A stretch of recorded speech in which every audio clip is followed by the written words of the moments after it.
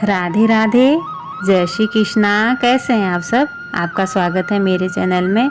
तो आज मैं नाग पंचमी व्रत कथा सुनाने वाली हूँ, जो इस प्रकार है। प्राचीन काल में एक सेठ जी के 7 पुत्र थे। सातों के विवाह हो चुके थे। सबसे छोटे पुत्र की पत्नी श्रेष्ठ चरित्र की सुशील थी, परंतु उसके भाई नहीं था। एक दिन बड़ी बहू ने घर लीपने को पीली मिट्टी लाने के लिए सभी बहुओं को साथ चलने को कहा। तो सभी धनिया और खुरपी लेकर मिट्टी खोदने लगी। तभी वहाँ एक सर्प निकला, जिसे बड़ी बहू खुरपी से मारने लगी। यह देखकर छोटी बहू ने उसे रोकते हुए कहा, मत मारो इसे, यह बेचारा निरपराध है। यह सुनकर बड़ी बहू ने उसे नहीं मारा। तब सर्प एक और जा बैठा। तब छोटी बहू ने उससे कहा, हम अभी लौटकर आती हैं, तुम यहाँ से मत जाना। यह कहकर वह उसके साथ मिट्टी लेकर घर चली जाती है। वहाँ कामकाज में फंसकर सर्प से जो वादा किया था उसे भूल गई। उसे दूसरे दिन यह बात याद आई तो सबको साथ लेकर वहां पहुंची और सर्प को उस स्थान पर बैठा देखकर बोली, सर्प भैया नमस्कार। सर्प ने कहा, तू भैया कह चुकी है, इसलिए तुझे छोड़ देता हूँ, नहीं तो झूठी बात करने के कारण तुझे अभी डस लेता। वह बोली, भैया मुझसे भूल हो गई, उसकी क्षमा मांगती हूँ। तब सर्प बोला, अच्छा तू आज से मेरी बहन हुई और मैं तेरा भाई हुआ, तुझे जो मांगना हो मांग ले। वह बोली, भैया मेरा कोई नहीं है, अच्छा हुआ जो तू मेरा भाई बन गया। कुछ दिन व्यतीत होने पर वह सर्प मनुष्य का रूप रखकर उसके घर आया और बोला कि मेरी बहन को भेज दो। सब ने कहा कि इसके तो कोई भाई नहीं था।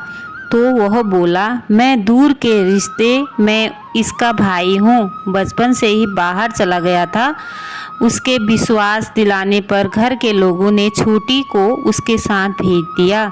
उसने मार्ग में बताया कि मैं वही सर्प हूँ, इसलिए तू डरना नहीं और जहाँ चलने में कठिनाई हो मेरी पूँछ पकड़ लेना। उसने कहे अनुसार ही किया और इस प्रकार वह उसके घर पहुँच गई। वहाँ के धन ऐश्वर्य को देखकर वह चकित हो गई।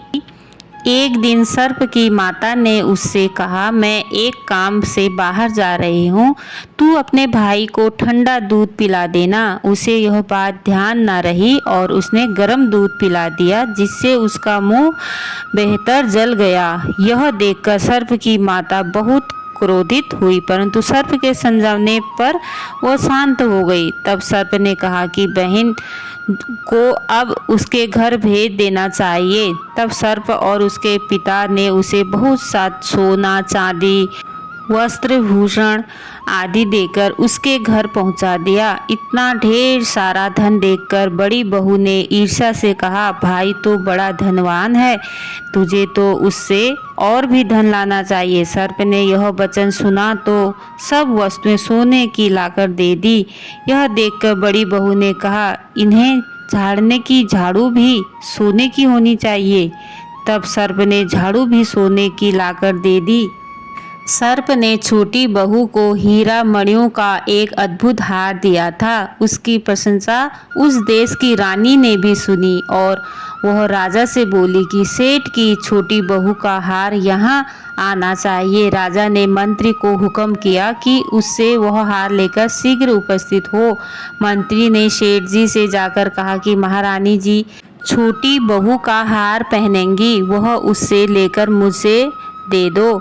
सेठ जी ने डर के कारण छोटी बहू से हार मांगकर दे दिया। छोटी बहू को यह बात बहुत बुरी लगी। उसने अपने सर्प भाई को याद किया और आने का प्रार्थना की।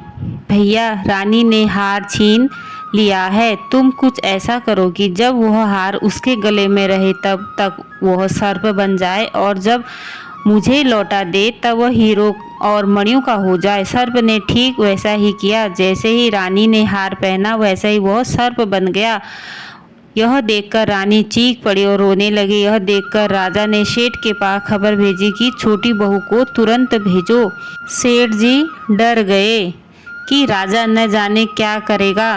वे स्वयं छोटी बहू को साथ लेकर उपस्थित हुए। राजा ने छोटी बहू से पूछा, तूने क्या जादू किया है? मैं तुझे दंड दूंगा। छोटी बहू बोली, राजन धृष्टता क्षमा कीजिए, यह हार ही ऐसा है कि मेरे गले में हीरो और मणियों का रहता है और दूसरों के गले में सर्प बन जाता है। यह सुनकर राजा ने वह सर्प बना हार उसे देकर कहा, अभी पहनकर दिखाओ। छोटी बहू ने जैसे ही उसे पहना वैसा ही वह हीरे मणियों का हो गया। यह देखकर राजा को उसकी बात का विश्वास हो गया और उसने पसंद होकर उसे बहुत सी मुद्राएं भी पुरस्कार में दी। छोटी वह अपने हार और इन मुद्राएं सहित घर लौटी। उसके धन को देखकर बड़ी बहू ने ईर्ष्या के कारण उसके पति को सिखला दिया कि छोटी बहू के पास कहीं से धन आया है। यह सुनकर उसके पति ने उसकी अपनी पत्नी को बुलाकर कहा, ठीक ठीक बताओ कि यह धन तुम्हें कौन देता है? तब वह सर्प को याद करने लगी। तब उसी सर्प ने प्रकट होकर कहा, यदि मेरी बहन धर्म बहन के आचरण पर संदेह प्रकट करेगा तो मैं उसे खा लूँगा। यह सुनकर छोटी बहू का पति बहुत प्रसन्न हुआ और उसने सर्प देवता का बड़ा सत्कार किया। उसी दिन से नाग पंचमी का त्यौहार मनाया जाता है और स्त्रियां सर्प को भाई मानकर उसकी पूजा करती हैं। तो राधे राधे दोस्तों, यही थी नाग पंचमी की कथा। आप 21 अगस्त 2023 को नाग पंचमी है, उस दिन ये कथा ज़रूर सुने और नाग देवता की पूजा करें। राधे राधे।